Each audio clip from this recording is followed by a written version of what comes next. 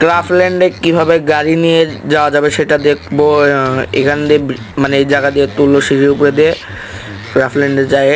এবার গেমটাকে মিনিমাইজ করলো, মিনিমাইজ করে গেমের মধ্যে আবার প্রবেশ করলো। প্রবেশ করার পর গেট গায়েব হয়ে গেল। তো চলেন ট্রাই করা যাক। আমিও ক্রাফল্যান্ডের ভেতরে চলে আসলাম,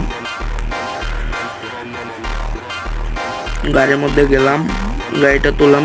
এই সিঁড়ির এখানে আমি মনে করেন 5 বার পড়ে গেছি। পড়ে যাওয়ার পর ভিডিওগুলো ডিলিট করে আবার নতুন করে করলাম। এটা শেষ ভিডিও ছিল। আবার আমি গেমটাকে মিনিমাইজ করে গেমের মধ্যে ঢুকলাম, ওই জায়গায় দাঁড় করায়। এবার গেমটা লোডিং হচ্ছে। ওই ভিডিওটার মতো এখানেও আটকে গেছে। সত্যি দেখে গেট গায়েব হয়ে গেছে। তাহলে এই ট্রিকটা কাজ করে। হ্যাঁ, এই ট্রিকটা কাজ করে।